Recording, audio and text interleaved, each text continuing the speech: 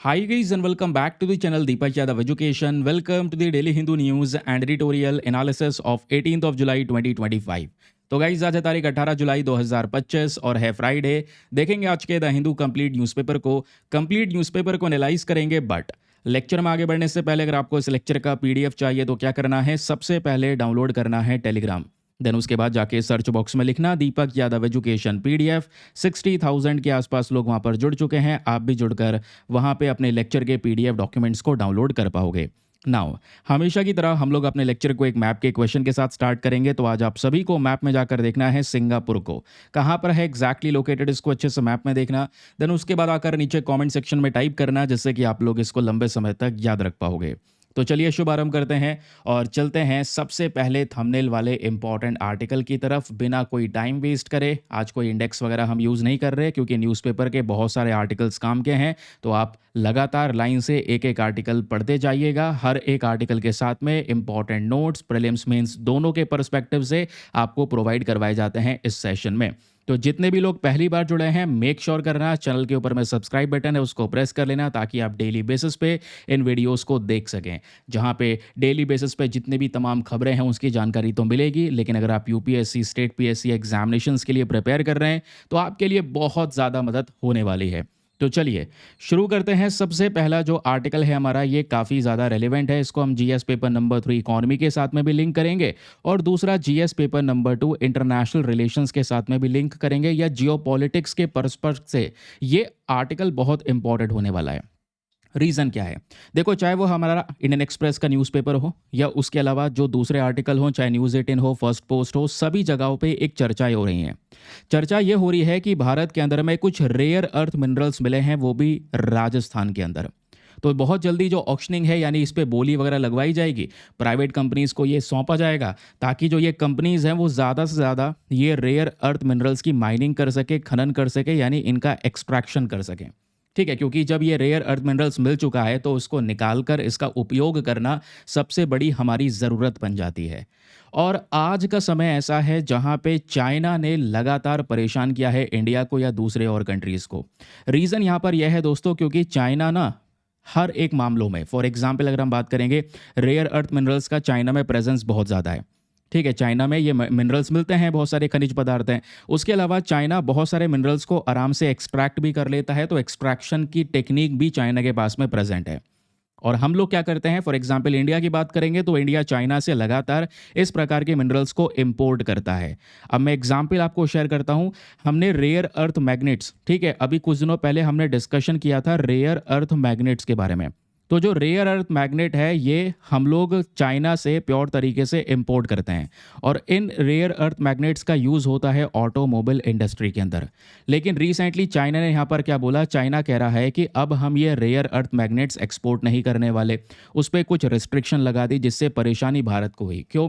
क्योंकि हम लोग पूरी तरह से निर्भर थे चाइना के ऊपर। हमें नहीं पता था कि चाइना आने वाले समय पर ये एक्सपोर्ट करना बंद कर देगा, तो एक्सपोर्ट पे इन्होंने रिस्ट्रिक्शन लगा दी। अब भारत को रेयर अर्थ मैग्नेट्स मिल नहीं रहे, तो उससे हमारी ऑटोमोबाइल इंडस्ट्री जो है वो लगातार परेशान हो रही है। और इस इंडस्ट्री के जितने भी इंपॉर्टेंट लीडर्स हैं, सब ने यहाँ पर इसकी गुहार लगाई है कि सर रेयर अर्थ मैग्नेट्स को लेकर कुछ करो। तो फाइनली हम यहाँ पर लगातार खोज तो कर ही रहे थे, क्योंकि जो ये रेयर अर्थ एलिमेंट्स होते हैं ना, ये सभी जगह पे प्रेजेंट हैं। दुनिया में बहुत सारी जगहों पर इस प्रकार के खनिज पदार्थ मिलते हैं, इंडिया में भी हैं। प्रॉब्लम आती है कि इसको माइन करने में, इसको निकालने में, ठीक है, इसको एक्सट्रैक्ट करने में सबसे बड़ी दिक्कत आती है। तो भारत में फिर से एक बहुत बड़ा ट्रेजर ट्रॉफ मिल चुका है राजस्थान में, याद रखिएगा। ऑक्शनिंग जल्दी होगी, बोली जल्दी लगवाई जाएगी। देन उसके बाद में बहुत सारा जो इसमें से क्रिटिकल मिनरल्स है उसको निकाला जाएगा। अब एग्जाम में दोस्तों आप लोगों से क्वेश्चन बन सकता है। पहली चीज़ तो ये डिस्कवरी राजस्थान में कहाँ पर हुई है वो पता होना चाहिए। दूसरी चीज़, यहाँ पे किस प्रकार का रेयर अर्थ एलिमेंट्स मिले हैं, क्योंकि रेयर अर्थ एलिमेंट्स में तो बहुत सारे एलिमेंट्स आते हैं। सर कौन सा एलिमेंट मिला है, उसका उपयोग क्या होता है, ये जानना ज़रूरी है। तो सबसे पहले जो न्यूज़ है वो तो आपको समझ में आ गया। दूसरा ये देखिए कि हाँ, इंडिया ने जो ये डिस्कवरी की है रेयर अर्थ मिनरल रिजर्व्स की, ये एक डिस्कवरी हुई है राजस्थान के बारमर डिस्ट्रिक्ट में, जगह नाम है बलोत्रा। दूसरा यहाँ पे जलौर में हुई है। तो याद रखिएगा, दो इंपॉर्टेंट जगह हैं जहाँ पे डिस्कवरी हुई है, बलोत्रा और जलौर। ये जो मिनरल्स जो पाए गए हैं यहाँ पे डिस्कवर करे गए हैं, इनमें दो इंपॉर्टेंट मिनरल्स हैं। एक मिनरल जो मिला है वो है नियोडिमियम और दूसरा मिला है dysprosium. Very very important question बन सकता है कि हाल ही में नियोडिमियम डिस्प्रोजियम ये चर्चाओं में थे, ये क्या हैं? तो ये रेयर अर्थ मिनरल्स हैं। ये मिनरल्स बहुत ज़रूरी हैं, एडवांस टेक्नोलॉजीज़ में यूज़ किए जाते हैं। फॉर एग्जांपल नियोडिमियम के बारे में तो कुछ समय पहले मैंने आपको पढ़ाया है। सेमेरियम कोबाल्ट याद है, नियोडिमियम और सेमेरियम कोबाल्ट ये दोनों पढ़ाया है। इससे क्या बनता है? इससे रेयर अर्थ मैग्नेट्स बनाई जाती है, और रेयर अर्थ मैग्नेट्स को लेकर ही आज इंडिया परेशानी फेस कर रहा है। चाइना हमारे ऊपर रिस्ट्रिक्शन लगा रहा है, और इसी दौरान हमारे पास में नियोडिमियम डिस्प्रोजियम ये दोनों मिल चुका है। तो इंडिया का मेन पर्पज़ है कि चाइना के ऊपर निर्भरता को कम करना, इस डिपेंडेंसी को, इस रिलायंस को कम करना। ठीक है, हालांकि इतना आसान नहीं होगा। इसके लिए हमें बहुत सारा रिसर्च डेवलपमेंट करना होगा, बहुत सारा इन्वेस्टमेंट करना होगा। ठीक है, तो करेंगे तो बिल्कुल, ये ऐसा नहीं है कि इम्पॉसिबल है, क्योंकि रेयर अर्थ हमारे पास में भी है। प्रॉब्लम यही है कि हम उसको निकाल नहीं पा रहे हैं, वो टेक्नोलॉजीज़ हमारे पास में प्रेजेंट नहीं है। अब चाइना के पास में टेक्नोलॉजी है, इस वजह से चाइना दुनिया में रेयर अर्थ सप्लाई चेन के मामले में डोमिनेट करता है। ठीक है, डोमिनेट क्या करता है? दुनिया भर को इसकी सप्लाई करता है, चाहे वो यूएस से हो, चाहे वो इंडिया हो। हर कोई कंट्री चाइना से इस प्रकार से रेयर अर्थ एलिमेंट्स को परचेज करता है, फिर उसके बाद अपने देश में इन अलग अलग इंडस्ट्रीज़ के अंदर यूज़ करता है। नाउ ये तो हो गया न्यूज़ आर्टिकल। दूसरा इंपॉर्टेंट आता है कि sir what exactly are rare earth elements? Rare earth elements होते क्या हैं? रेयर अर्थ एलिमेंट्स याद रखिएगा दोस्तों, जैसे आप पीरियोडिक टेबल पढ़ते हैं तो पीरियोडिक टेबल के अंदर में 17 केमिकली सिमिलर मेटल्स आपको देखने को मिलेंगे, यानी कि 17 ऐसे मेटल्स जिनका केमिकल स्ट्रक्चर बिल्कुल सेम है, उनको हमने रेयर अर्थ एलिमेंट्स का नाम दिया है। जिसमें से 15 तो लैंथेनाइड्स हैं, और 15 के अलावा दो और मेटल्स को ऐड कर दें तो एक स्कैंडियम हो गया और दूसरा येथ्रियम हो गया। तो 16वां स्कैंडियम, 17वां yttrium, total 17 rare earth elements आपको देखने को मिलेंगे। ठीक है, तो ये आपको देखने को मिल जाएंगे। लैंथेनाइड्स की जो हम बात कर रहे हैं, ये लैंथेनाइड्स की लाइन आपको ये देखने को मिल जाएगी। ठीक है, तो इसमें टोटल 15 रेयर अर्थ मेटल्स हो गए, बाकी यहाँ पर 16वां स्कैंडियम हो गया और 17वां येथ्रियम हो गया। आई होप आपको एक क्लैरिटी मिल चुकी है। ठीक है, इसमें से इंडिया में अभी जो ये डिस्कवरी हुई है उसमें क्या क्या मिला है? नियोडिमियम मिला है हमें। क्या क्या मिला है? नियोडिमियम मिला है, इसको हम एनडी सिंबल से डिनोट करते हैं। फिर डिस्प्रोजियम मिला है, जिसको हम डीवाई सिंबल से डिनोट करते हैं। ठीक है, फिर उसके बाद लैंथेनम है और सीरियम है, ये भी यहाँ पर फाउंड करेगा जाते हैं बहुत सारी जगहों पे, जिसका भी हम इस्तेमाल अलग अलग जगहों पे करते हैं। तो सर अभी जो राजस्थान में नियोडिमियम मिला, इसका हम करेंगे क्या? इसका इस्तेमाल होगा पावरफुल मैग्नेट्स को बनाने में, जिसको हम बोलते हैं रेयर अर्थ मैग्नेट। और वो जो मैग्नेट हैं वो इलेक्ट्रिक व्हीकल्स के अंदर में इस्तेमाल की जाएंगी, विंड टर्बाइंस के अंदर में इस्तेमाल की जाएंगी। फिर उसके बाद बात आती है डिस्प्रोजियम की। सर डिस्प्रोजियम जो मिला है उसका क्या करेंगे? डिस्प्रोजियम दोस्तों यहाँ पे हमारे मैग्नेट्स को हाई टेम्परेचर पर स्टेबल रखने में मदद करेगा। यानी कि चाहे वो इलेक्ट्रिक व्हीकल्स हो, विंड टर्बाइंस हो, यहाँ पे जो हम मैग्नेट्स यूज़ करेंगे, जब टेम्परेचर यहाँ पे बहुत ज़्यादा एक्सटेंड हो जाएगा, बहुत हाई टेम्परेचर पहुँच जाएगा, तो उन मैग्नेट्स को स्टेबलाइज करने का काम जो है, उसको स्थिर बनाने का काम जो है डिस्प्रोजियम करेगा। ठीक है, तो डिस्प्रोजियम का इस्तेमाल फाइटर जेट्स में होगा, इलेक्ट्रिक व्हीकल्स में होगा। उसी प्रकार से लेंथनम हो गया, सीरियम हो गया, ये इन सब को देखोगे दोस्तों तो ये ग्लास पॉलिशिंग के लिए इस्तेमाल होते हैं, कैटलिस्ट में इस्तेमाल होते हैं, तो इनके यूजेज बहुत सारे हैं। बस खाली एक बात जो आपको याद रखनी है ना दिमाग में, वो ये है कि सर वाकई में जो रेयर अर्थ मिनरल्स होते हैं ये वाकई में रेयर होते हैं। रेयर मतलब बहुत मुश्किल से मिलना, ऐसा नहीं है सर, ये रेयर नहीं होते। ये इसको मतलब रेयर इसलिए बोला जाता है क्योंकि मिल तो जाते हैं आसानी से, लेकिन इसको एक्सट्रैक्ट करना, इसको माइन करना, खनन करके निकालना, ये थोड़ा सा मुश्किल है। इसलिए यहाँ पर इसको कई बार रेयर अर्थ एलिमेंट्स कहा जाता है। ठीक है, क्लियर हो गया? तो रेयर अर्थ एलिमेंट्स में अब सब तो याद रखने नहीं है कि सर मुझे सारे याद रखने नहीं, कुछ कुछ याद रखना। जैसे अभी ये 4 न्यूज़ में है तो इन चारों के नाम याद रखने हैं, neodymium, dysprosium, lanthanum and cerium. ठीक है, अब ये वो इंपॉर्टेंट है क्योंकि इनका जो यूजेज वगैरह है, एप्लीकेशन यानी कि इनका इस्तेमाल कहाँ कहाँ पे होता है, ऐसे क्वेश्चंस यूपीएससी पूछ लेता है। ठीक है, चलो अब मैं आपको वो भी बता देता हूँ हाथों हाथ कि क्या क्या यूजेज होता है। ये रेयर अर्थ जितने भी एलिमेंट्स हैं ये हमारे लिए इंपॉर्टेंट होते क्यों हैं? इसलिए होते हैं, पहला डिफेंस सेक्टर में हम इसका यूज़ कर सकते हैं, फाइटर जेट्स में इस्तेमाल होता है, मिसाइल्स में, गाइडेंस में, लेज़र में इस्तेमाल होता है। एनर्जी इंडस्ट्री में देखोगे तो वहाँ पर विंड टर्बाइंस, न्यूक्लियर रिएक्टर में यूज़ होता है। इलेक्ट्रॉनिक सेक्टर में देखोगे तो स्मार्टफोन, लैपटॉप और एलईडीज़ में यूज़ होता है। ऑटोमोबाइल इंडस्ट्री की बात करेंगे तो इलेक्ट्रिक व्हीकल मोटर्स में होता है। हेल्थ केयर की बात करेंगे तो एमआरआई मशीन्स हो गए, एक्सरे मशीन्स, स्पेस में सैटेलाइट सोलर पैनल्स, इन सभी जगहों पर रेयर अर्थ एलिमेंट्स का किसी ना किसी प्रकार से यूज़ हो रहा है। नाउ इंडिया का जो ये मूव है राजस्थान में, ये अपने आप में एक्सट्रीमली इम्पॉर्टेंट है, क्योंकि यहाँ पे जो रेयर अर्थ एलिमेंट्स मिले हैं, नियोडिमियम, और दूसरा यहाँ पर कौन सा है, दूसरा आपका देखने को मिल जाता है डिस्प्रोजियम। दोनों के नाम याद रखिएगा, ये दोनों के दोनों बहुत इंपॉर्टेंट हैं। लेकिन क्वेश्चन यह है कि सर आपने बताया कि ये तो मिलता है हमें चट्टान के फॉर्म में या रॉक फॉर्म में। हाँ बिल्कुल, याद रखिएगा ये रॉक के फॉर्म में होगा। ये ऐसी चट्टान होगी, ठीक है, छोटे छोटे कंकड़ होंगे, उसमें से हमें इसको निकालना होगा, एक्सट्रैक्ट करना होगा। इसी को एक्सट्रैक्शन कहते हैं, माइनिंग कहते हैं। ये माइनिंग करना थोड़ा सा मुश्किल है। माइनिंग मतलब खनन करके उन चट्टानों को निकालना जिसके अंदर में ये नियोडिमियम प्रेजेंट होगा, डिस्प्रोजियम प्रेजेंट होगा। अब उस चट्टान में से धीरे धीरे करके उस नियोडिमियम को अलग करना, उसकी प्योर फॉर्म लेकर आना, उसको बोलते हैं एक्सट्रैक्शन। समझ गए? तो अब जैसे राजस्थान में जो ये मिला है, ये किस प्रकार की रॉक में मिला है? तो एक रॉक यहाँ पर आपको देखने को मिलेगी बर्स्टनेसाइट, दूसरा है यहाँ पर ब्रेथोलाइट, और तीसरा है जेनोटाइम। तो ये सोर्स ऑफ रॉक्स हैं, ये वो चट्टाने हैं जिसमें रेयर अर्थ एलिमेंट्स प्रेजेंट हैं करेंट समय पर। जो डिस्कवरी हुई है उसमें ये पता चल रहा है। तो नियोडिमियम, डिस्प्रोजियम ये तो कंफर्म है प्रेजेंट है, उसके अलावा कुछ और रेयर अर्थ एलिमेंट्स भी यहाँ से मिल सकते हैं। तो सर इतने सारे रेयर अर्थ एलिमेंट्स अगर हमें मिल जाते हैं तो हम करेंगे क्या इनका? क्योंकि सबके उपयोग अलग अलग हैं दोस्तों, जो मैंने आपको बताया। जैसे हम लोगों ने अभी किस चीज़ का, नियोडिमियम का यूज़ देखा। नियोडिमियम का यूज़ परमानेंट मैग्नेट में होता है। सैमेरियम का यूज़ कोबाल्ट के साथ कॉम्बिनेशन करके इसका भी मैग्नेट में यूज़ होता है। मैं प्लीज़ आप लोगों से रिक्वेस्ट करता हूँ, नियोडिमियम और सैमेरियम इन दोनों के बारे में याद रखना, क्योंकि ये रिसेंटली भी चर्चाओं में थे रेयर अर्थ मैग्नेट्स की वजह से। उसके अलावा रेयर अर्थ एलिमेंट में स्कैंडियम आपने पढ़ा, येथ्रियम आपने पढ़ा। येथ्रियम का इस्तेमाल टेलीविजन इंडस्ट्री में होता है। स्कैंडियम का इस्तेमाल, यहाँ पर स्कैंडियम को अगर हम एल्यूमिनियम के साथ में मिला दें तो स्पोर्ट्स इक्विपमेंट के अंदर यूज़ होता है, बेसबॉल बैट में यूज़ होता है। तो कहीं ना कहीं हर एक सेक्टर में इन सभी चीज़ों का रिक्वायरमेंट है। तो ये हमारे लिए बड़ा इनिशिएटिव हो सकता है, लेकिन अगर सही समय पर हमने एक्सट्रैक्शन कर लिया तो। क्योंकि प्रॉब्लम पता है क्या है? प्रॉब्लम यह है कि कई बार प्राइवेट कंपनीज इतनी दिलचस्पी, इतना इंटरेस्ट दिखाती नहीं है ऐसे सेक्टर्स में। जबकि चाइना में ये दृश्य अलग है। चाइना में यहाँ पर वो सेक्टर्स में प्राइवेट इंडस्ट्रीज लगातार काम कर रही हैं। मैं आपको एग्जाम्पल शेयर करता हूँ। एग्जाम्पल यहाँ पर यह है कि रिसेंटली जम्मू कश्मीर के अंदर में लिथियम मिला। लिथियम का एक मैसिव भंडार मिला। उस भंडार का हुआ क्या सर अभी तक? बताओ, आज से 2 साल पहले मिला था वो भंडार, तो उस भंडार का कुछ नहीं हुआ। वो लिथियम ऐसी एज इट इज़ पड़ा हुआ है। क्यों? प्रॉब्लम यह है कि जो लिथियम हमको मिला है ना, वो क्ले फॉर्म में मिला है। अब उस मिट्टी से अलग करना लिथियम, वो टेक्नोलॉजी हमारे पास में है नहीं।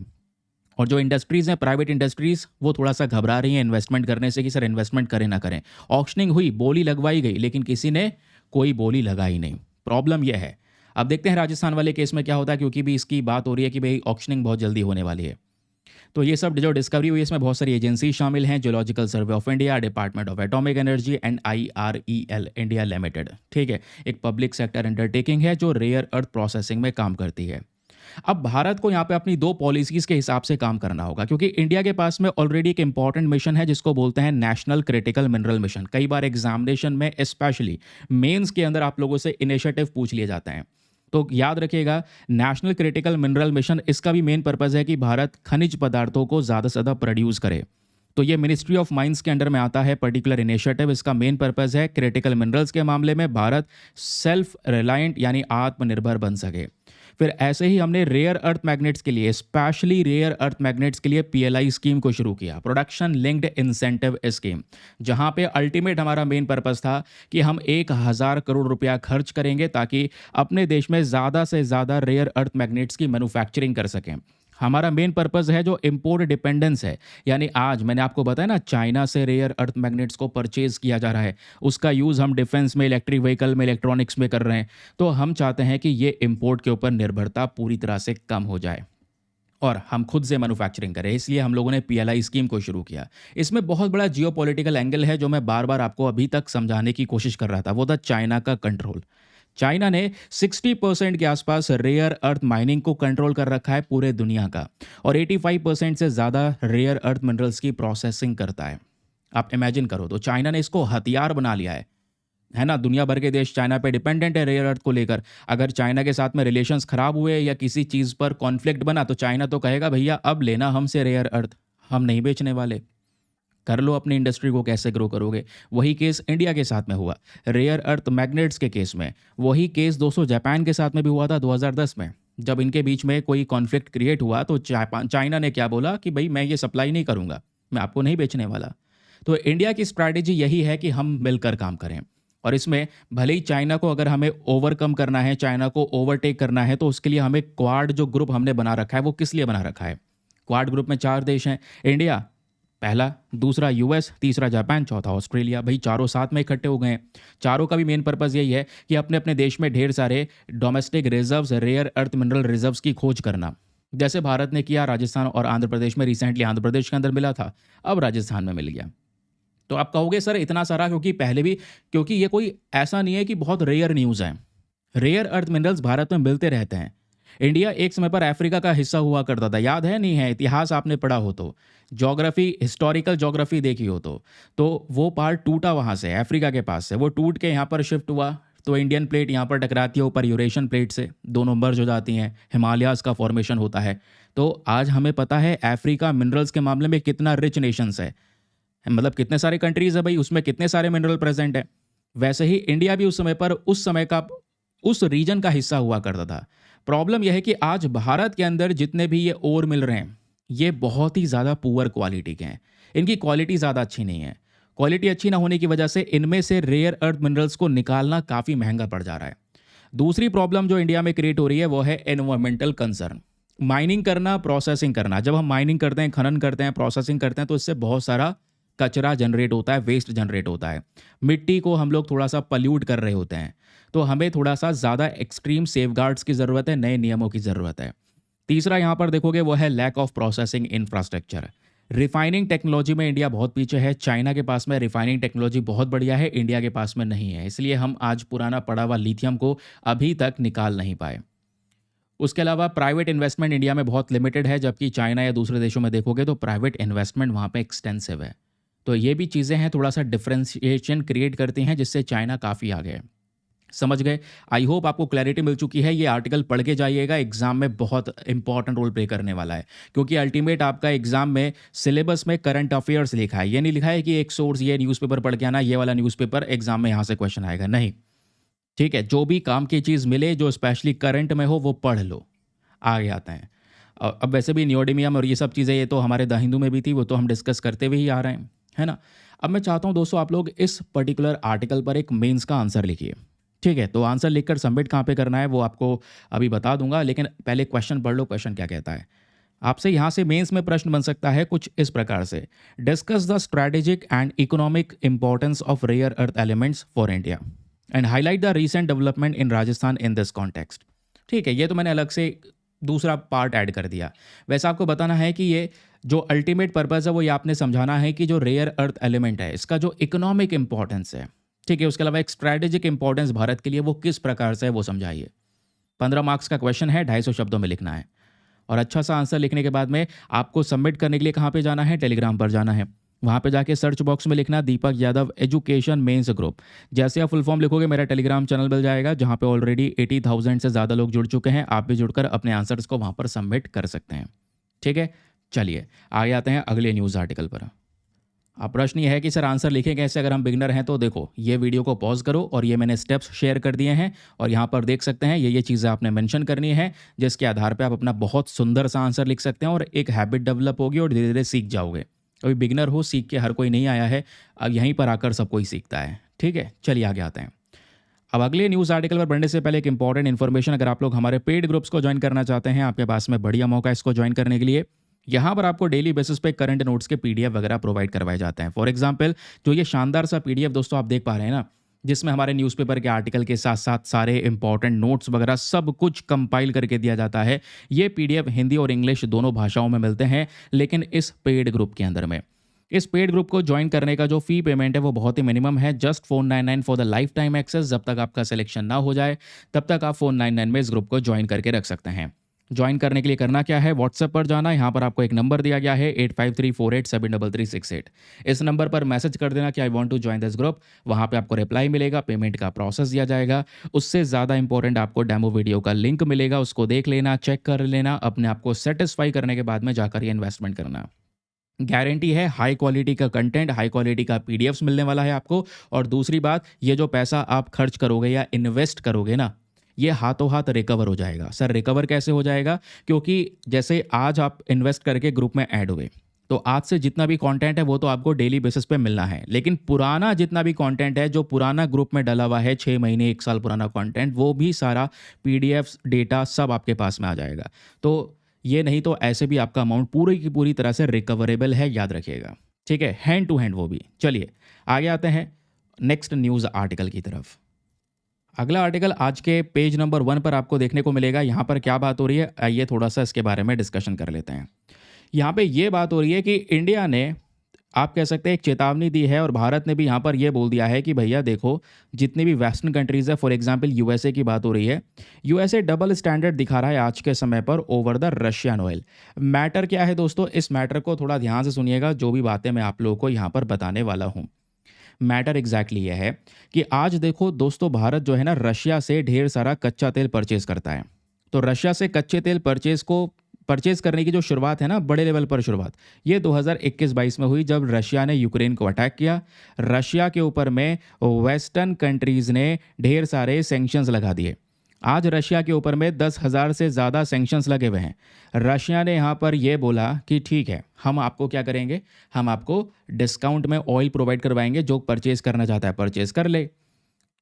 तो ठीक है, इंडिया ने यहाँ पर डिसाइड किया भाई डिस्काउंट में ऑयल मिल रहा है हमें, तो डिस्काउंट में हमने रशिया से ऑयल परचेज करना शुरू किया। इतना परचेज किया कि रशिया आज दोस्तों one of the top exporter बन चुका है भारत के लिए, जो ऑयल बहुत सारा एक्सपोर्ट करता है इंडिया में। तो आज हमारी निर्भरता रशिया पे बन चुकी है, क्योंकि रशिया हमें सस्ता तेल दे रहा है, हमारा पैसा बच रहा है, तो हम क्यों ना परचेज करें भाई, है ना। और इसमें प्रॉब्लम क्या है, रशिया अगर आप देखोगे तो ऐसे भी एज अ फ्रेंडली कंट्री है भारत के लिए, लेकिन प्रॉब्लम यह है कि अब जैसे जैसे सिनेरियो आगे बढ़ रहा है, दूसरी तरफ जो नेटो नाम का ग्रुप आपको देखने को मिलेगा, North Atlantic Treaty Organization, USA देखने को मिलेगा, अमेरिका, जितने भी ये वेस्टर्न कंट्रीज़ है वो भारत के ऊपर में, या जितने दूसरे देश जो रशिया से व्यापार कर रहे हैं उनके ऊपर में प्रेशर बनाने की कोशिश कर रही है। प्रेशर इसलिए बनाया जा रहा है क्योंकि रशिया ने रिसेंटली यूक्रेन पर अटैक भी किया है। तो आप देखोगे तैयारी क्या हो रही है इंडिया के खिलाफ, या सभी इस प्रकार के देश जो रशिया से व्यापार करते हैं। सैंक्शनिंग रशिया एक्ट ऑफ 2025, एक नया लॉ आ रहा है अमेरिका के अंदर में, और ये एक्सपेक्टेड है कि इस महीने अगस्त के महीने तक, यानी अगले महीने दोस्तों, ये एक्ट आ जाएगा। और इस एक्ट ने क्लियरली बोला है कि जितने भी कंट्रीज रशिया से तेल परचेज कर रहे हैं उनके ऊपर में 500% के आसपास टैक्सेस इंपोज करे जाएंगे, ड्यूटीज लगाई जाएंगी। अब इंडिया भी इंपोज करता है, और नाटो के चीफ ने तो कल इंडिया को सीधा टारगेट कर दिया। जो नॉर्थ अटलांटिक ट्रीटी ऑर्गेनाइजेशन है भाई, नाटो के जो चीफ हैं, इन्होंने ये बोला कि इंडिया, चाइना, ब्राज़ील, ये 3 देश ऐसे हैं जो कि लगातार यहाँ पे रशिया से तेल को परचेज कर रहे हैं। तो ये तीनों के तीनों देश व्लादिमीर पुतिन से सीधा कह दें कि भाई ये यूक्रेन के साथ में पीस टॉक को लेकर सीरियस हो जाएं, यूक्रेन के साथ में थोड़ा सीरियसली बात करें, और ये जो अटैक वगैरह या ये जो वॉर है इसको रोक दें। ठीक है, दूसरा यहाँ पर ये कह रहे हैं, सेकेंडरी यहाँ पर ये यूएस कहता है कि यूएस इन सभी देशों को बहुत बुरी तरह से हिट करने वाला है 500% टैक्सेस इम्पोज करके। ये बेसिकली यूएस का कहना है। अब इसके रिस्पॉन्स में हमारी सरकार क्या कहती है, सेंट्रल गवर्नमेंट रिस्पॉन्ड करती है कि देखो भाई, पहली बात तो यह है कि जो सिक्योरिटी एनर्जी है, क्योंकि ये एनर्जी नीड्स हैं, भारत आबादी के मामले में एक सबसे बड़ा देश है, इतनी बड़ी आबादी का जो ये डिमांड है पूरा करना कच्चे तेल का, ये पूरा कौन करेगा, और वो भी आप इतना एक्सपेंसिव तेल दे रहे हैं, आपके कंपैरिजन में तो रशिया सस्ता दे रहा है ना, तो हम रशिया से परचेज कर रहे हैं भाई। तो दूसरा प्रॉब्लम यह है कि सिक्योरिटी एनर्जी नीड है, और ये हमेशा किसी भी सरकार की सबसे बड़ी प्रायोरिटी होती है। इंडियन गवर्नमेंट की भी यही प्रायोरिटी है कि हम अपनी एनर्जी नीड्स को पूरा करेंगे, आपको जो करना है कर लो। ठीक है, दूसरा यहाँ पे क्या है कि जो इंडिया है, इंडिया क्या कर रहा है आज के समय पर, देखो जो भी मार्केट ऑफर करेगा उसके हिसाब से हर कोई कंट्री काम करता है। तो आज ग्लोबल मार्केट में रशिया हमको बेटर ऑफर दे रहा है, तो हम रशिया से व्यापार कर रहे हैं, सिंपल सी चीज़ है ना, इसमें गलत क्या है। तीसरी चीज़ यहाँ पर इंडिया ये कहता है कि देखो भाई, इन मैटर के ऊपर में जो डबल स्टैंडर्ड्स हैं ये मेंटेन ना करो, क्योंकि दूसरा केस अगर आप पिछले साल देखोगे या उससे पिछले साल देखोगे तो भारत करता क्या था, भारत रशिया से कच्चा तेल खरीदता था, कच्चे तेल को इंडिया में रिफाइन किया जाता है, रिफाइन करके पेट्रोल बनता है, वो पेट्रोल यूरोप हमसे ले रहा था उल्टा। तो घूम फिर के इनके देश में वही रशिया का तेल जा रहा है, तब कोई परेशानी नहीं है। समझ रहे हैं? ये हम लोगों ने न्यूज़ आर्टिकल पढ़ा था, नहीं पढ़ा था? लगभग 1.5-2 साल पहले भी पढ़ा था। कितने सारी रिपोर्ट्स हैं कि भाई जो घूम फिर के रशिया का तेल है वो यूरोप खुद परचेज़ कर रहा है, रिफाइन हो के वहाँ पर जा रहा है। और फिर उसके बाद में दुनिया भर पे प्रेशर बनाने की कोशिश कर रहे हैं। प्रेशर ये कि भाई रशिया से व्यापार मत करो, ऑयल परचेज़ मत करो। ऑयल परचेज़ करोगे तो हम आपके ऊपर में 5% सॉरी 500% ड्यूटीज़ लगा देंगे। तो चाहे वो इंडिया हो, दूसरे और कंट्रीज़ हो। देखते हैं भाई आगे क्या होता है, सिचुएशन क्या होती है, कैसे इसको लेकर डील किया जाता है। अभी के लिए हमारी गवर्नमेंट की साइड से भी या इंडिया की साइड से भी एक कह सकते हैं करारा जवाब दिया गया है कि देखो भाई एनर्जी नीड्स हैं, इसको पहले पूरा किया जाएगा और जो दुनिया भर का मार्केट ऑफर करेगा इंडिया ऑब्वियसली उस पूरे ऑफर को देखेगा, जो हमारे हित में होगा वो हम एक्सेप्ट करेंगे। बाकी देखते हैं भाई अगले महीने जो भी एक्ट पास करेगा यूएस, उसके हिसाब से क्या एक्शन होता है इंडिया के अगेंस्ट में या रशिया के अगेंस्ट में या जितने भी वो देश जो रशिया से व्यापार करते हैं। तो अभी के लिए केवल और केवल ये न्यूज़ आर्टिकल है। इस न्यूज़ आर्टिकल में ज़्यादा रेलिवेंट चीज़ें नहीं हैं। ज़्यादा रेलिवेंट चीज़ें आपने पढ़नी हैं तो अलग से सेपरेटली हम आपके नोट्स भी क्रिएट करते हैं। तो आपको ये पता होना चाहिए क्योंकि स्पेशली अल्टीमेटली इस पूरे आर्टिकल में किस चीज़ पे फोकस किया जा रहा है, वो है क्रूड ऑयल, कच्चा तेल, है ना? ऑयल इंपोर्ट, ऑयल एक्सपोर्ट, इनके ऊपर ही तो मेनली टारगेट किया जा रहा है ना। तो ये सुनो दोस्तों, मैटर क्या है यहाँ पर कि भारत किस किस से कच्चा तेल इंपोर्ट करता है, इसको लेकर ये डिटेल है। इंपोर्ट डिपेंडेंसी देखोगे, मैंने आपको बताया भारत बहुत बुरी तरह से निर्भर है, रेयर अर्थ मिनरल्स के मामले में भी निर्भर है चाइना पे, और कच्चे तेल के मामले में देखोगे तो 88.2% यानी 85% से भी ज़्यादा इंडिया कच्चे तेल को इंपोर्ट करता है अलग अलग देशों से। That is why we are the third largest importer in the world. ठीक है, आप यूएसए चाइना को हटा दें तो इंडिया तीसरा सबसे बड़ा ऑयल कंज्यूमर है, ऑयल इंपोर्टर है, जो हम अलग अलग देशों से इंपोर्ट करते हैं। किससे इंपोर्ट कर रहे हैं? Iraq number 1, Saudi Arabia number 2, Russia is on number 3। इसलिए यहाँ पर बात हो रही है रशिया से आज हम मैसिव लेवल पर कच्चा तेल इंपोर्ट कर रहे हैं, तो रशिया को पीछे नहीं छोड़ सकते। ये सैंक्शंस का प्रेशर बन रहा है लेकिन हम अपने इकोनॉमी का भी तो ध्यान रखेंगे। हम वही तेल महंगा थोड़ी परचेस कर लेंगे जो हमें सस्ता मिल रहा है। महंगा परचेस करके हमारा इंपोर्ट बिल बढ़ जाएगा, इंपोर्ट बिल बढ़ के हमारा ट्रेड डेफिसिट में आ जाएगा। कल ही डिस्कस कर रहे थे, परसों डिस्कस कर रहे थे, ट्रेड डेफिसिट कम हो रहा है। ठीक है, तो अब क्या होगा? अगर ऐसा कर लेंगे तो ट्रेड डेफिसिट वापस से बढ़ जाएगा। समझ गए? तो याद रखिए, ऑयल प्रोड्यूसर के मामले में जब भी बात आती है, तेल के सबसे बड़े उत्पादक अमेरिका हो गया, Saudi Arabia, Russia, Canada, China, और सबसे बड़े इंपोर्टर कंज्यूमर में यूएसए है, चाइना है, थर्ड नंबर पर इंडिया है। और इंडिया मैंने आपको बताया थर्ड लार्जेस्ट इंपोर्टर भी है। 85% से ज़्यादा निर्भरता आज इन देशों पर प्रेजेंट है। क्वेश्चन यह है कि आखिरकार कारण क्या है? हम इतना ज़्यादा डिपेंडेंट बन गए ऑयल इंपोर्ट्स के ऊपर में। रीज़न है पहला, वो है हाई डोमेस्टिक डिमांड। इंडिया में ऑब्वियसली जो डिमांड है वो बहुत ही ज़्यादा है इस कच्चे तेल की, इसलिए दोस्तों यहाँ पर हम निर्भर बन गए। क्योंकि इंडिया में ट्रांसपोर्ट इंडस्ट्री बहुत बड़ी है, आबादी बहुत ज़्यादा है, तो भाई डिमांड तो पूरी करनी पड़ेगी, क्योंकि इसी कच्चे तेल से पेट्रोल बनेगा। पेट्रोल डीजल की डिमांड नहीं रहेगी क्या? रहेगी। अभी हम इलेक्ट्रिक व्हीकल्स पे या रिन्यूएबल एनर्जी पे पूरी तरह से शिफ्ट थोड़ी हुए हैं। दूसरी प्रॉब्लम यह है कि अगर हम थोड़ा बहुत प्रोडक्शन कर रहे होते तो भी सही है, भाई बहुत ही ज़्यादा सीमित प्रोडक्शन होता है। इंडिया के पास में खुद का जो कच्चा तेल हम प्रोड्यूस करते हैं वो बहुत ही ज़्यादा सीमित है, बहुत लिमिटेड है। तो इसलिए 85% से ज़्यादा निर्भरता केवल और केवल दुनिया भर पर है, दुनिया भर से हम तेल इंपोर्ट कर रहे हैं। तीसरा यहाँ पर आप देख पाओगे वो है इनएडिक्वेट रिफाइनिंग सोर्सेस। ये भी यहाँ पर एक मेन रीज़न बन जाता है जिसकी वजह से जो इंडिया है वो डिपेंडेंट है क्रूड ऑयल इंपोर्ट्स के ऊपर में। ठीक है, क्योंकि इंडिया दोस्तों अगर देखोगे तो बहुत बड़ा रिफाइनर है, बहुत सारा कच्चा तेल हम रिफाइन करते हैं क्योंकि इस क्रूड ऑयल को रिफाइन करना पड़ता है। ये कच्चा तेल ऐसे आता है, इसको रिफाइन करोगे तभी जाके पेट्रोल या डीजल या दूसरे और प्रोडक्ट्स को बना पाओगे। तो इंडिया बड़ा रिफाइनर है, जो कच्चा तेल आता है वो बाहर से आता है। समझ रहे हैं? तो ये भी आपको देखने को मिल जाएगा। तो इसलिए इंडिया जो है आज के समय पर कच्चे तेल के ऊपर में जो अपनी डिपेंडेंसी है वो शो करता है। मेन रीज़न है यार आबादी, पॉपुलेशन याद रखना, और दूसरा है लिमिटेड प्रोडक्शन। ठीक है, आगे आता है। फिर बात आती है ट्रेंड्स की। ट्रेंड्स देखो तो यहाँ पे मैंने आपको बताया जो इंपोर्ट के ऊपर निर्भरता है वो अगर बढ़ती चली जाएगी तो फिर हमारे ऊपर प्रेशर भी इंक्रीज होता चले जाएगा। रशिया आज एक बड़ा सप्लायर बना है यूक्रेन की वॉर के बाद में, लेकिन इंडिया को थोड़ा डाइवर्सिफाई करना होगा, अलग अलग सेक्शंस को भी देखना होगा, क्योंकि हम केवल एक देश के ऊपर में निर्भर बन के नहीं रह सकते। कल हो सकता है ये जो कम प्राइस में डिस्काउंट ऑयल मिल रहा है, कल ये हमें डिस्काउंट में ना मिले, तब हमको ये प्रॉब्लम फेस करनी पड़ सकती है। तो याद रखिएगा दोस्तों, एग्जाम में क्वेश्चन बन सकता है कच्चे तेल के प्रोड्यूसर वर्सेस कंज्यूमर। कि कौन कौन सबसे बड़े प्रोड्यूसर हैं और कौन कौन कंज्यूमर हैं। प्रोड्यूसर की बात आती है तो USA, Saudi Arabia, Russia, Canada, China producer हो गए। कंज्यूमर की यूएसए, चाइना, इंडिया। ठीक है, तो प्रोडक्शन के मामले में चाइना यहाँ पर भी आगे है, लेकिन इंडिया प्रोडक्शन यहाँ पर कच्चे तेल का नहीं कर रहा है। प्रॉब्लम यहाँ पर भी सेम है। समझ गए? आगे आते हैं। ना अगला न्यूज़ आर्टिकल दोस्तों पेज नंबर 5 पे प्रेजेंट है। इस पे थोड़ा सा ध्यान दीजिएगा, ये आर्टिकल क्या बोलता है। आईआईएसटी की जो टीम है, इनके जो मतलब आप कह सकते हो ये जो टीम है, इन्होंने नई प्रकार की रिसर्च की है किस चीज़ को लेकर कि कैसे जो स्टार्स होते हैं, स्टार्स किस तरीके से बनते हैं, स्टार का फॉर्मेशन कैसे होता है, सितारों का फॉर्मेशन कैसे होता है। अब एक्चुअली में देखोगे तो हुआ क्या है, यहाँ पर इस थोड़ा से आर्टिकल को जूम करते हैं ताकि आपको क्लियरली दिखाई दे। इंटरनेशनल टीम, एक इंटरनेशनल टीम है एस्ट्रोनॉमर्स की from the Indian institute of space science and technology. ये टीम इकट्ठी होती है। इन्होंने डिस्कवर किया कि जो कुछ रेडियो एमिशंस हैं, ये रेडियो एमिशन जिनकी एक स्पेशल प्रॉपर्टी है, उस प्रॉपर्टी को यहाँ पर नाम दिया गया है सर्कुलर पोलराइजेशन। बताऊंगा क्या होता है। तो ये सर्कुलर पोलराइजेशन जैसा कॉन्सेप्ट पाया गया है एक प्रोटोस्टार के पास। अब ये प्रोटोस्टार क्या होता है ये भी आपको पता चलेगा। प्रोटोस्टार बेसिकली क्या होता है, जैसे देखो जो सितारे होते हैं, स्टार होता है, स्टार का फॉर्मेशन होता है, स्टार धीरे धीरे करके बनता है। पहले वो नेबुला वाली स्टेज में होता है, फिर धीरे धीरे फॉर्मेशन होता है। तो प्रोटोस्टार उसकी यंग स्टेज है जब सितारा बन रहा होता है।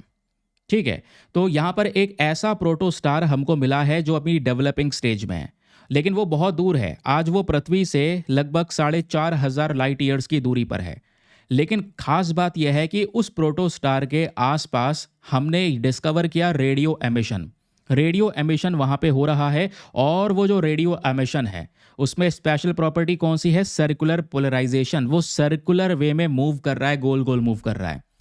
तो जो ये प्रोटोस्टार है, प्रोटोस्टार के आसपास सर्कुलर पोलराइजेशन का दिखना हमको एक नई प्रकार की रिसर्च की तरफ मोड़ता है। हमको बताएगा आगे कि आखिरकार जो स्टार्स है उनका फॉर्मेशन होता कैसे, सितारे बनते कैसे हैं।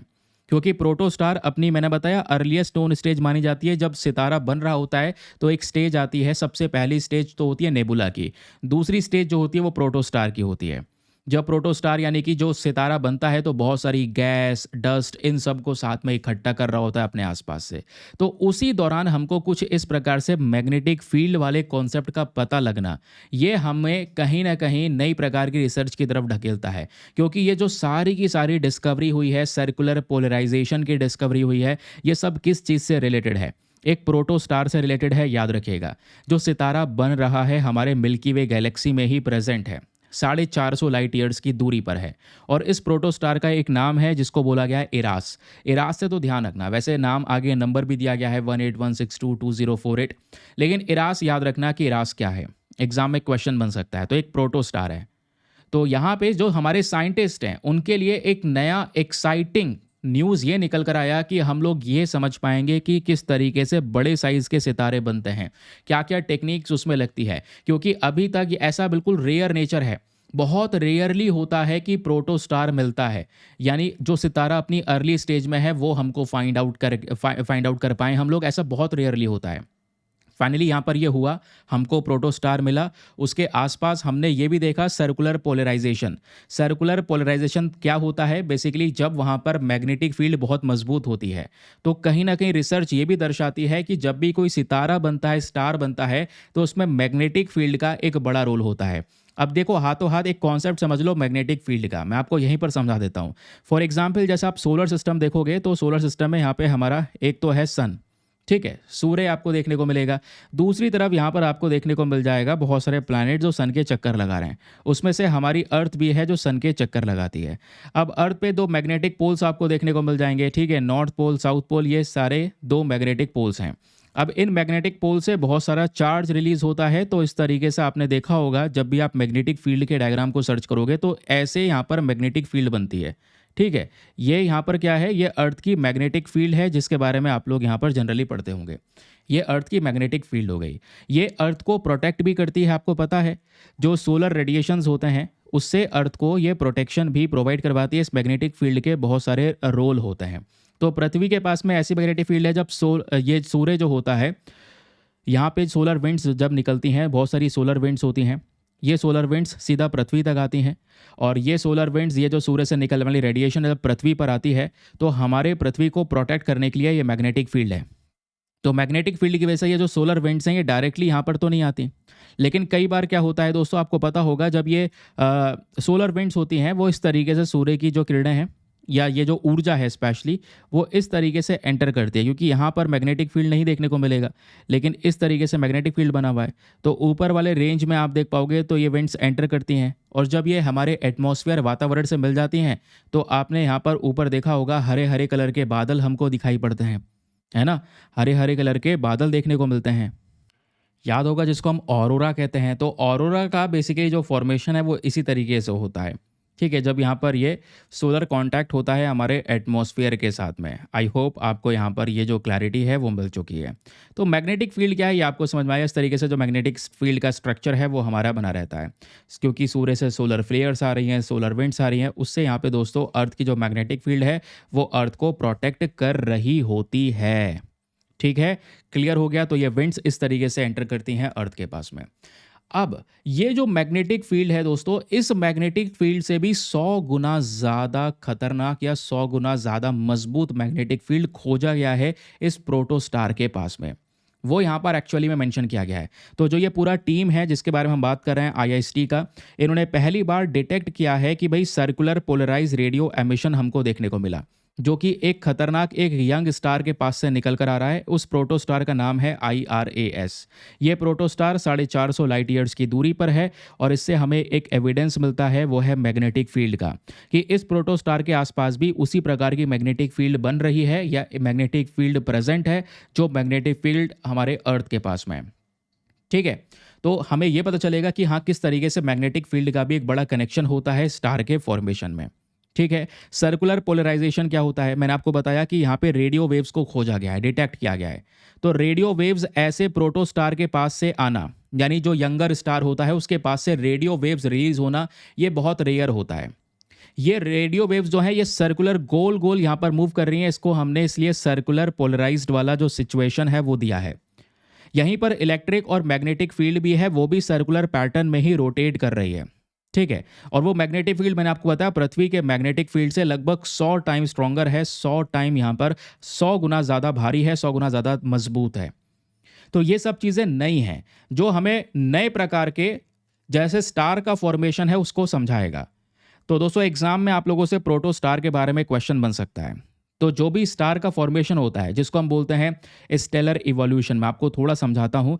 जैसे सितारा जब बनता है ना, तो स्टार का अपना एक लाइफ साइकिल होता है, उसको वो फॉलो करता है।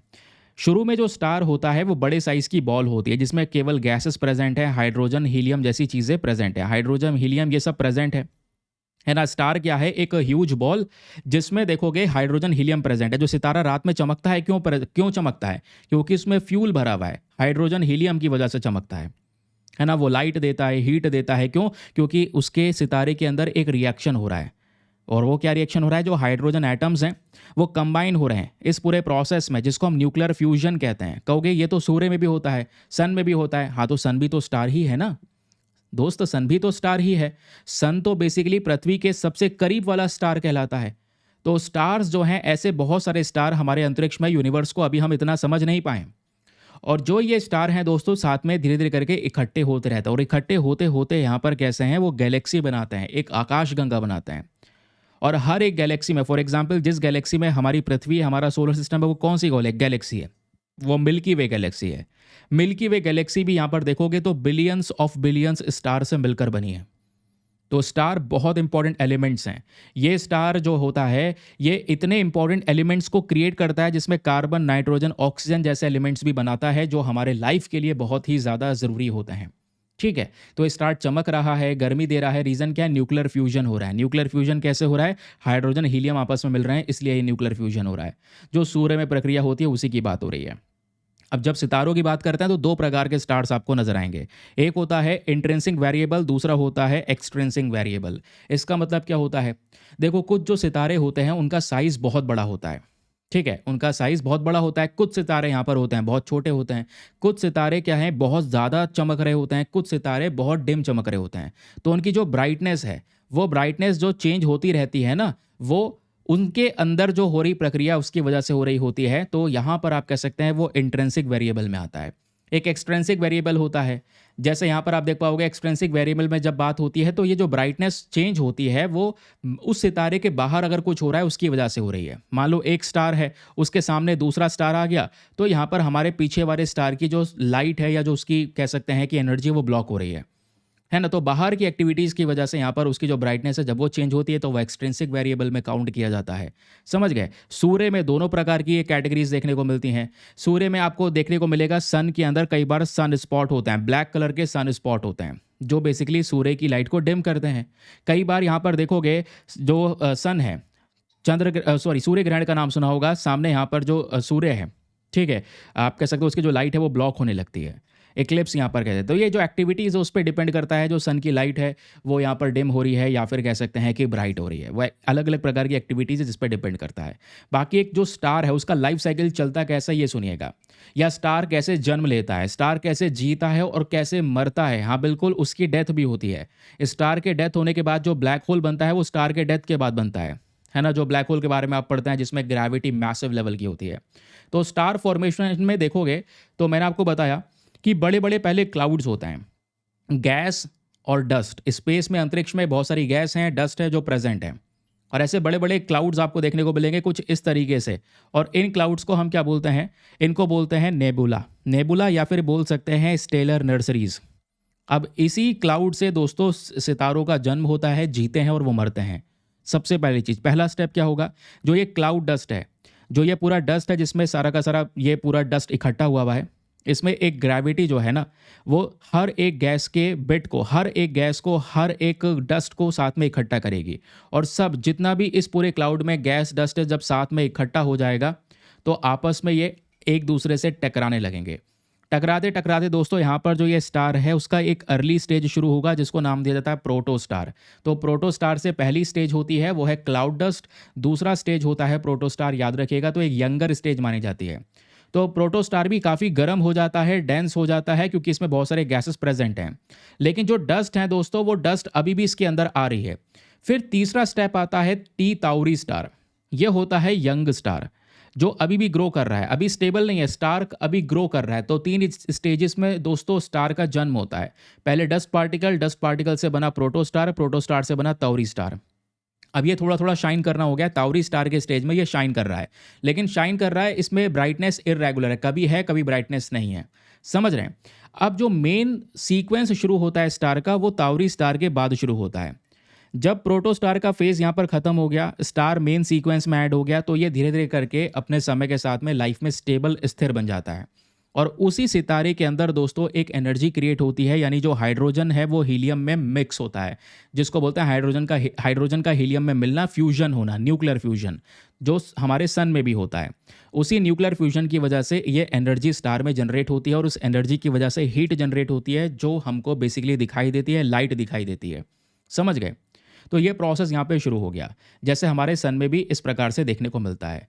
अब क्वेश्चन यहाँ पर यह है कि वो जो स्टार है कब तक जिएगा, ये भी तो प्रश्न है ना, क्योंकि सर आपने बताया स्टार की डेथ भी होती है।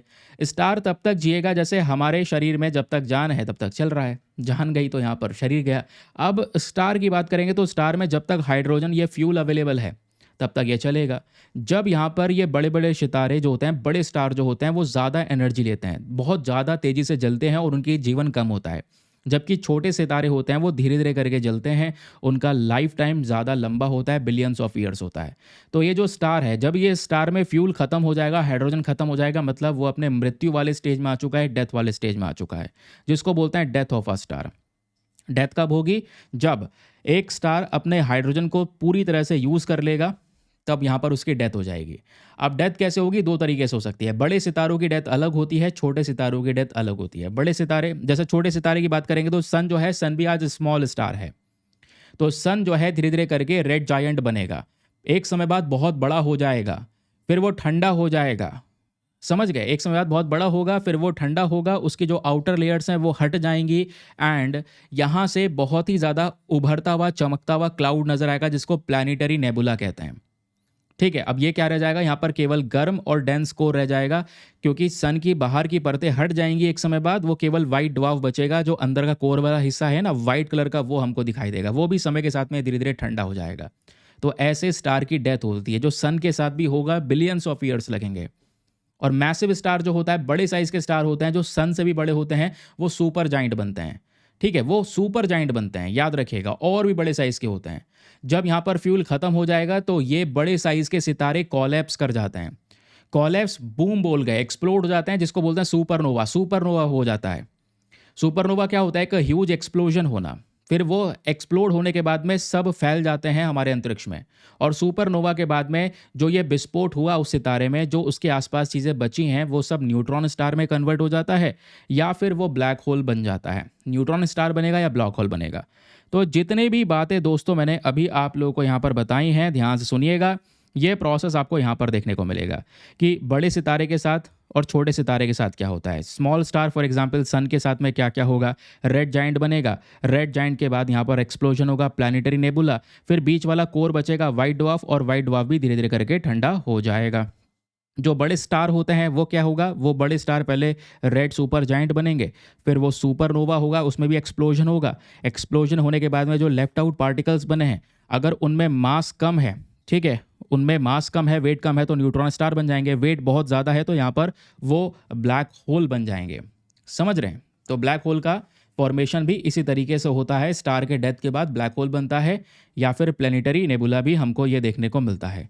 आई होप आपको ये क्लैरिटी मिल चुकी है, ये आप समझ गए कैसे इसके क्या फॉर्मेशन होगा। उसके अलावा कुछ स्पेशल एंड होता है स्टार का। मैंने आपको बताया, पहला एक एंड हो सकता है सितारा या तो न्यूट्रॉन स्टार का रूप ले लेगा, या फिर कह सकते हैं ब्लैक होल का रूप ले लेगा। न्यूट्रॉन स्टार की जब बात करते हैं तो न्यूट्रॉन स्टार भी बहुत ही ज़्यादा घने होते हैं, मेनली न्यूट्रॉन से बने हैं। बहुत तेज़ी से यहाँ पर ये कह सकते हैं कि स्पिन कर रहे होते हैं, घूम रहे होते हैं। इनमें से एक रेडिएशन निकलती है जिसको बोलते हैं पल्सर।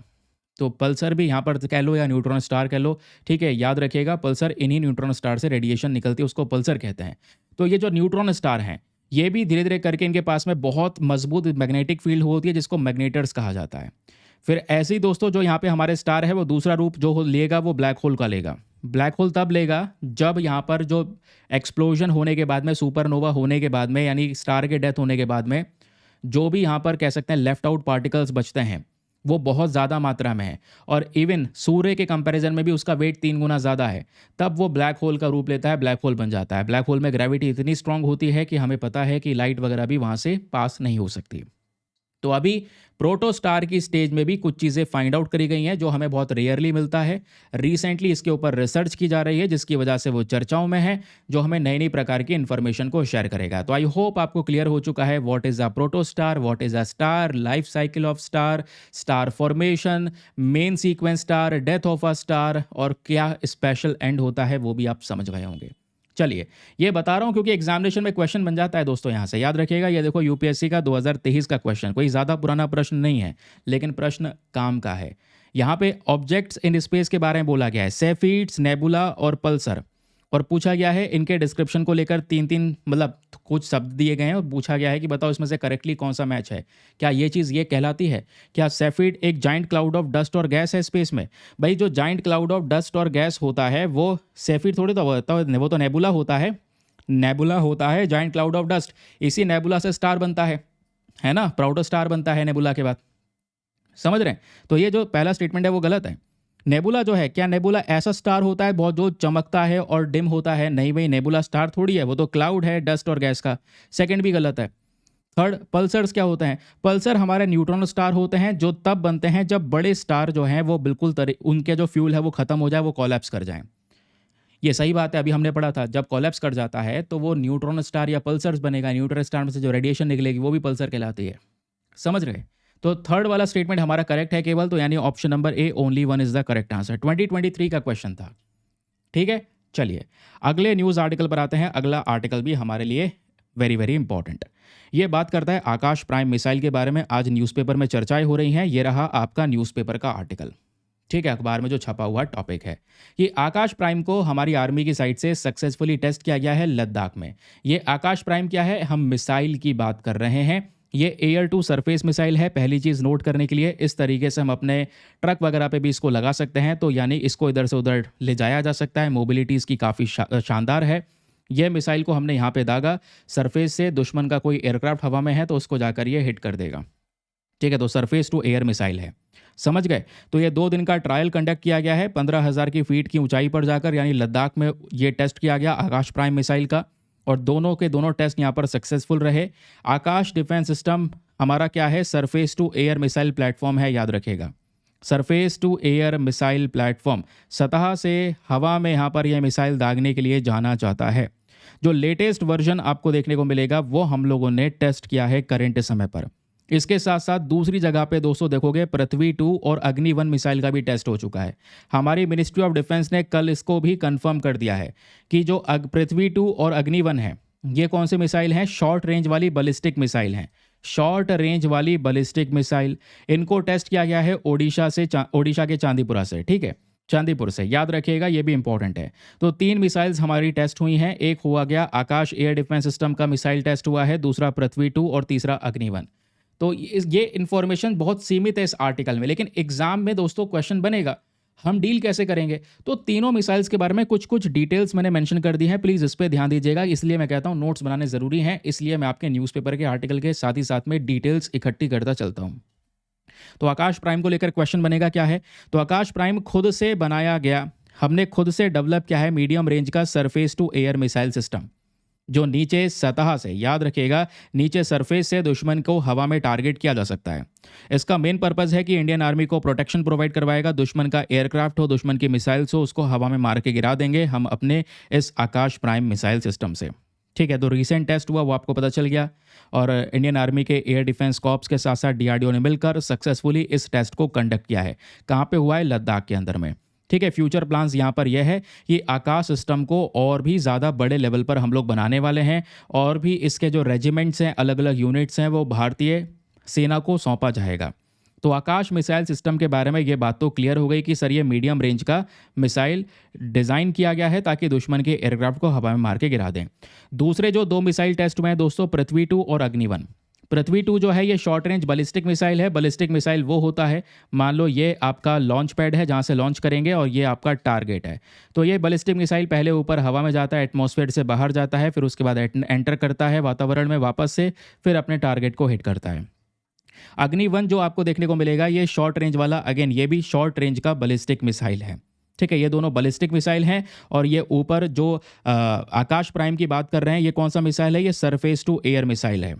ये चीज़ें दोस्तों आपको पता होनी चाहिए, बहुत इंपॉर्टेंट है, क्योंकि डायरेक्टली इस प्रकार की चीज़ें या क्वेश्चन फॉर्म हो जाते हैं ये किस टाइप के मिसाइल हैं। अग्नि को लेकर तो यूपीएससी क्वेश्चन पूछ भी चुका है, अग्नि 4 को लेकर, अग्नि 5 को लेकर।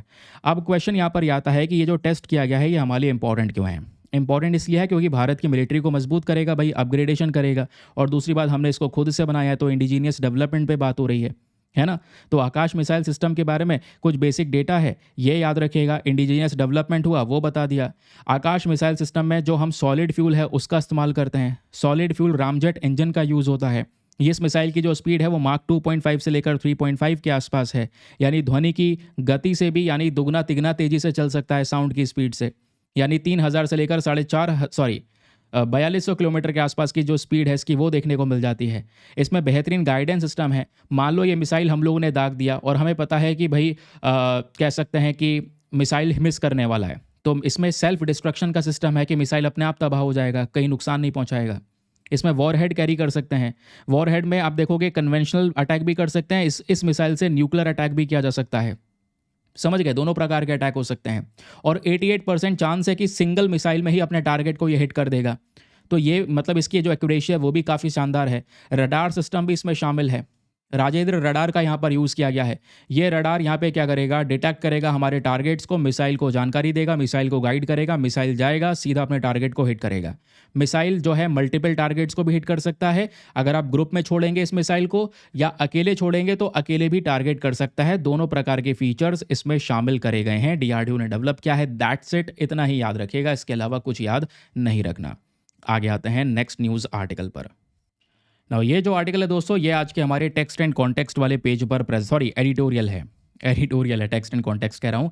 और आज फ्राइडे है तो एडिटोरियल कम आते हैं, बट पॉडकास्ट पे एक एडिटोरियल पब्लिश हुआ है, ये हमारे लिए काम का है।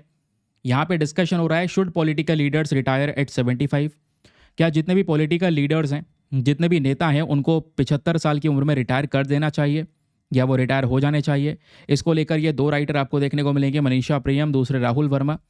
तो दोनों यहाँ पर डिस्कशन करते हैं, फेवर में भी हैं, अगेंस्ट में भी हैं। मैटर क्या है मैं आपको समझाता हूँ कि अचानक से ये आर्टिकल उठा लिया गया।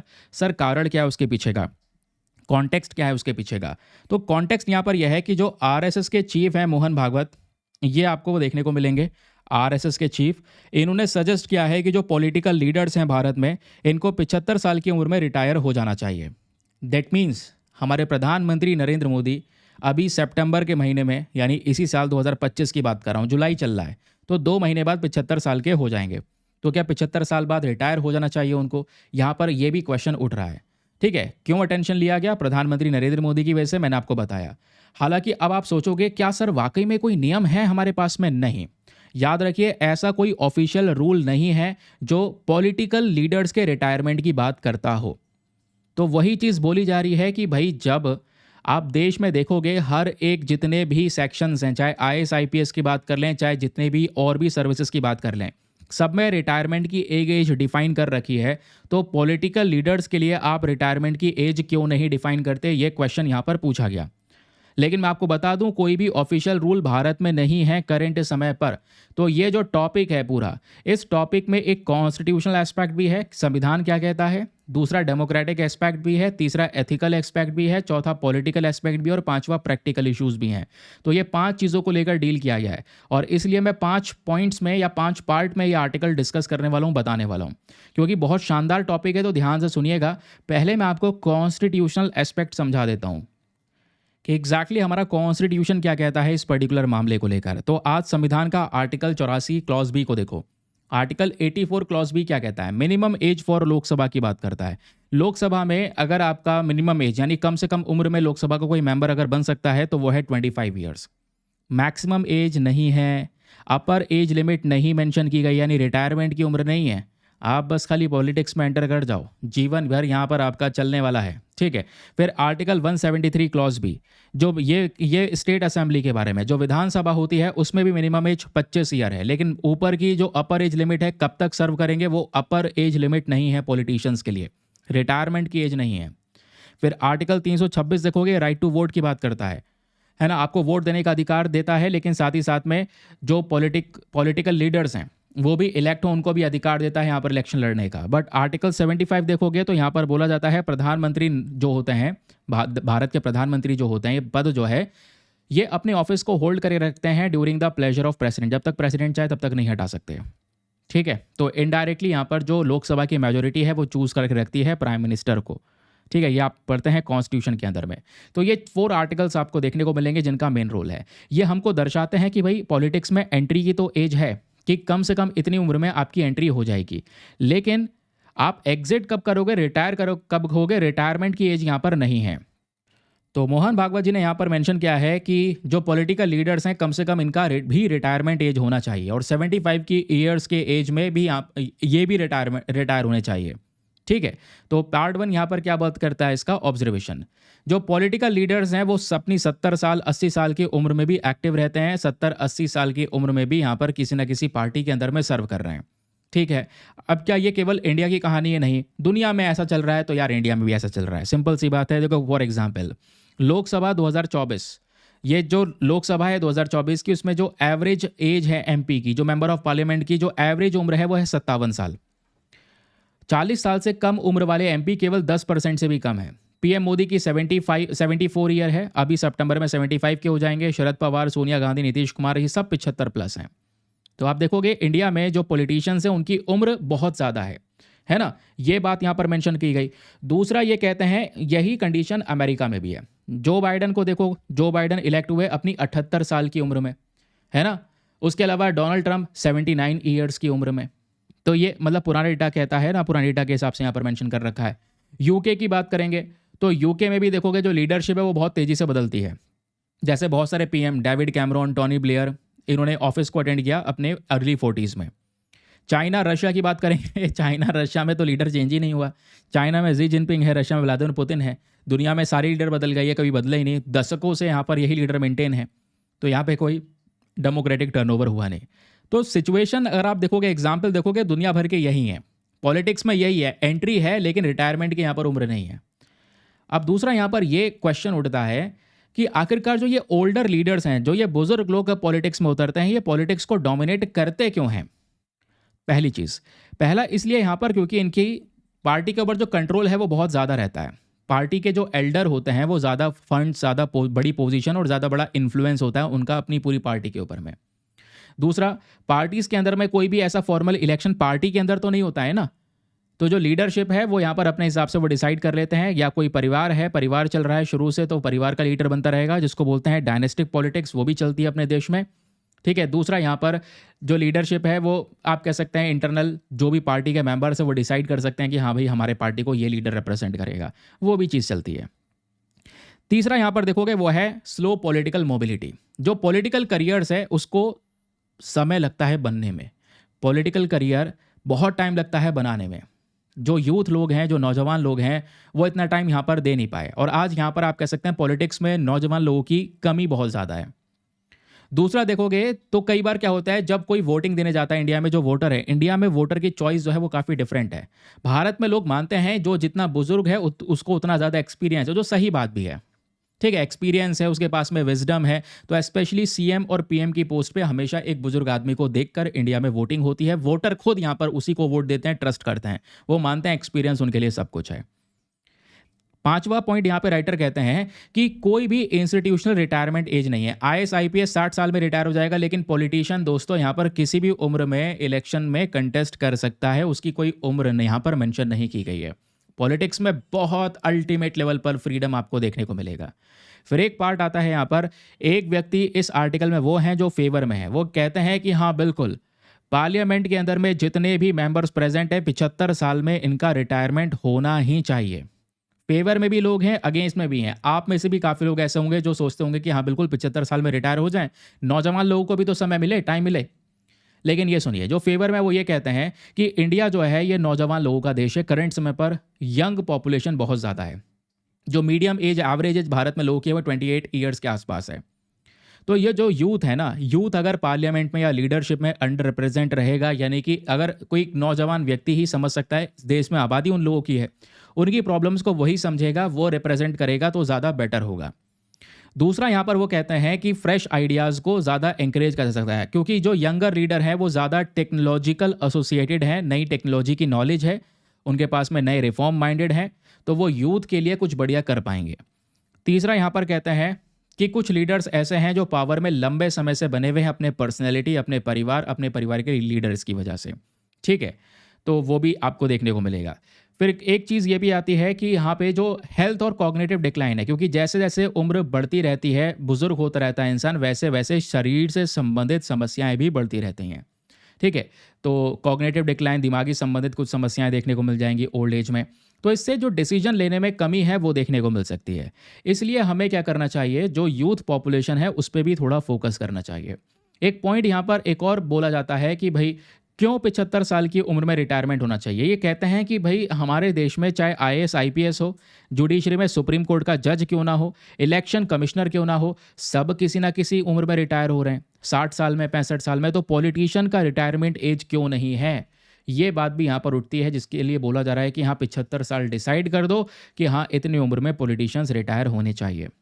अब कुछ आर्गुमेंट्स है against the fix retirement age. यहाँ पर आर्गुमेंट्स ये हैं, वो ये कहते हैं कि मतलब देखो ये रिटायरमेंट की एज फिक्स नहीं होनी चाहिए। मैंने आपको बोला ना, कुछ लोग फेवर में, कुछ अगेंस्ट में। अब जो अगेंस्ट में है उनकी सुनिए। वो ये कहते हैं इंडिया में experience is everything, experience is valuable. Senior leaders के पास में पॉलिटिकल एक्सपीरियंस ज़्यादा होता है, क्राइसिस को हैंडल कर सकते हैं और हिस्टोरिकल सिचुएशन को वो डील कर पाएँ। दूसरा ये कहते हैं कि ऐसा कोई एविडेंस नहीं है, क्योंकि पहला जो राइटर कहना है, उनका कहना है नौजवान लोग होंगे तो अच्छी तरीके से लीड कर पाएंगे देश को। ये कहते हैं कि ऐसा नहीं है, यंगर लीडर्स बेटर परफॉर्म करेंगे, ऐसा कोई हमारे पास में एविडेंस तो नहीं है, कोई प्रूफ तो नहीं है कि हाँ एक नौजवान आएगा तो बढ़िया तरीके से परफॉर्म कर सकेगा। ये आर्टिकल में कहना है। ये कहते हैं जितने भी बुजुर्ग एमपीज हैं ना, कम से कम वो अपनी बेटर अटेंडेंस तो दे रहे हैं पार्लियामेंट में, रेगुलर जा रहे हैं, बढ़िया क्वेश्चन पूछ रहे हैं। लेकिन जो नौजवान लोग हैं जिनकी उम्र 40 से कम है, उनकी अटेंडेंस ही कम है, पार्लियामेंट में एंट्री नहीं हो रही है। तो जब पार्लियामेंट में जा ही नहीं रहे हैं, अटेंडेंस ही नहीं हो रही है उनकी, तो देश को कैसे चलाएंगे, ये एक प्रश्न आता है यहाँ पर। जो बुजुर्ग लोग हैं उनकी 80% अटेंडेंस है, जो यहाँ पर नौजवान लोग हैं उनकी 73% अटेंडेंस है। ये प्रॉब्लम्स यहाँ पर करेंट समय पर देखने को मिल रही हैं। तो आर्टिकल में ये भी मेंशन है कि अगर लोग ओल्डर पीपल के लिए, बुजुर्ग लोगों के लिए वोट करेंगे, तो यहाँ पे आप देखो मतलब लोगों की चॉइस है और चॉइस मैटर करती है, और आज के समय पर इंडिया में इसी चॉइस को लेकर चलाया जाता है। फिर लीगल लिमिटेशंस भी हैं कि रिटायरमेंट एज अगर हम पॉलिटिशियन के लिए सेट कर देंगे तो इससे आर्टिकल 326 भी वायलेट होगा, जो वोट देने की पावर भी देता है, इलेक्ट होने की पावर भी देता है कि आप इलेक्शन लड़ सकते हैं। ठीक है। अब दूसरा यहाँ पर आता है, देखो कई बार पुअर हेल्थ का इशू आ जाता है कि भाई यहाँ पर एक इंसान है जिसकी हेल्थ थोड़ी सी ख़राब है, तो कई बार यहाँ पे बोला जाता है कि अगर हेल्थ ख़राब है किसी पॉलिटिशियन की, तो भाई उसको डिस्क्लोज़ करो, पब्लिक को बताओ कि हाँ भाई इनकी हेल्थ ख़राब है, ताकि यहाँ पर उनका ऑल्टरनेटिव कोई देखा जाए। तो कई बार क्या होता है कि इसको पॉलिटिकली मिसयूज़ कर लिया जाता है कि भाई इसकी हेल्थ ख़राब है, इसको हटाओ। ठीक है, तो ये भी कहा जा रहा है, इसलिए हम ज़्यादा हेल्थ के बारे में डिस्क्लोज़ नहीं कर सकते उस लीडर को लेकर। फिर यहाँ पर आता है दोस्तों एक एथिकल क्वेश्चन भी। एथिकल क्वेश्चन ये कहता है कि भाई वोटर्स के पास में राइट होता है उसका लीडर फिट है गवर्न करने के लिए या नहीं, क्योंकि इतिहास में ऐसा हुआ कई बार कुछ लीडर्स की जो बीमारियां हैं उनको छिपाया गया। ठीक है, तो वो भी बोला जा रहा है कि हाँ जब हेल्थ की बात आती है तो हेल्थ डिस्क्लोज करना चाहिए, क्योंकि उम्र जैसे जैसे बढ़ती है इंसान बुजुर्ग होता है, प्रॉब्लम्स आती हैं। तो हमें करना क्या चाहिए, आप उम्र फिक्स मत करो, आप ये फिक्स कर सकते हैं कि नंबर ऑफ टर्म्स कितनी बार इलेक्ट हो सकता है एक इंसान, वो आप फिक्स कर सकते हैं कि 2 बार प्रधानमंत्री 2 बार सीएम बनेगा, उससे ज़्यादा बार नहीं बनेगा। ये टर्म आप मेंशन कर दो, आप कह सकते हैं। उसके बाद पॉलिटिक्स में रहने दो, उम्र को मत फिक्स करो, ये बात यहाँ पर मेंशन की जा रही है। दूसरा, वॉलंटरी रिटायरमेंट नॉर्म्स। ठीक है, जैसे यहाँ पर देखोगे कुछ अपने खुद के इनफॉर्मल रूल हो सकते हैं, रिटायरमेंट को लेकर अपनी खुद की स्वैच्छिक इच्छा हो सकती है, अपने हिसाब से यहाँ पर बना सकते हैं। उसके अलावा करेंट समय पर अगर आप लोग देखोगे तो इलेक्शन लड़ने की या जो मेंबर ऑफ पार्लियामेंट बनने की जो मिनिमम एज है उसको और कम करो। अभी 25 साल है, तो इसको कम करके 21 या 23 कर देंगे तो और ज़्यादा बेटर रहेगा। लोग जल्दी रिप्रेजेंट करना सीख जाएंगे, लोग जल्दी पहुंच जाएंगे पॉलिटिक्स के अंदर में। जिसको इंटरेस्ट होगा, स्पेशली यूथ में इंटरेस्ट कम होता है, अगर इंटरेस्ट होगा तो पॉलिटिक्स में एंटर कर पाएंगे। समझ रहे हैं? चलिए, अब जितनी भी बातें हैं दोस्तों, इसके आधार पर मैं आप लोगों को एक मेंस का क्वेश्चन दे रहा हूँ, प्लीज़ इसको अटेम्प्ट कीजिएगा, एक बढ़िया सा आंसर लिखकर सबमिट कीजिएगा। क्वेश्चन क्या कहता है, should there be a retirement age for political leaders in India, discuss. 15 marks का क्वेश्चन है, 250 शब्दों में लिखना है कि क्या यहाँ पर कोई रिटायरमेंट एज है पॉलिटिकल लीडर्स की, कोई रिटायरमेट एज है तो बताइए इसके बारे में, नहीं है तो बताइए इसके बारे में। 15 मार्क्स का है, 250 शब्दों में लिखना है। क्या भारत में राजनीतिक नेताओं के लिए सेवानिवृत्ति की आयु होनी चाहिए, आप क्या मानते हैं, चर्चा कीजिए और अच्छा सा आंसर लिखिए। सबमिट कहाँ पे करना है, वही Telegram Deepak Yadav education mains group, 80,000 से ज़्यादा लोग जुड़े हैं, वहाँ पर जाकर कह सकते हैं अपने आंसर को सबमिट कर सकते हैं आप सभी लोग। आगे आते हैं दोस्तों, एक न्यूज़ आर्टिकल और है, इसको हम लोग कल डिस्कस करेंगे। ठीक है, थोड़ा डिटेल से डिस्कस करेंगे, इसमें थोड़ा सा टाइम लगेगा, तो उसको हम कल कवर करने वाले हैं। स्वच्छ सर्वेक्षण अवार्ड के बारे में बात हो रही है, पीडीएफ में मिल जाएगा, नोट्स आपके बनवा दिए हैं, ये भी आज हमारे न्यूज़पेपर में जो आर्टिकल है वो मेंशन्ड है, ये आप लोग देख पाओगे। ठीक है, मैंने पूरा डिटेल इसमें स्ट्रक्चर बना रखा है स्वच्छ सर्वेक्षण अवार्ड के बारे में कि क्या अवार्ड है, किस तरीके से कौन कौन से सिटीज़ को अब की बार अवार्ड मिला है। एक नई कैटेगरी इस बार ऐड करी गई है, वो है मतलब जैसे इंदौर वगैरह है, इंदौर सबसे साफ़ शहर है, वो तो सुपर स्वच्छ लीग में शामिल है ही। उसके अलावा इसमें दोस्तों यहाँ पर कुछ और इंपॉर्टेंट शहर इस बार रखे गए हैं, तो अहमदाबाद ने यहाँ पर टॉप किया है, स्पेशली जब 10 लाख से ज़्यादा लोगों की आबादी है, उस पर्टिकुलर क्राइटेरिया में जो शहर हैं अहमदाबाद उसमें टॉप करता है। ठीक है, तो ये कल हम डिस्कस करने वाले हैं, इसके बारे में विस्तार से आपको समझाऊंगा, क्योंकि इसमें कुछ और भी मल्टीपल एस्पेक्ट्स ऐड करने हैं हमने। ठीक है, तो कल इसको कवर करेंगे। आज के सेशन में इतना ही पढ़ना है, मिलते हैं आप लोगों से नेक्स्ट वीडियो में। आज के लिए bye bye, have a nice day, thank you and Jai Hind.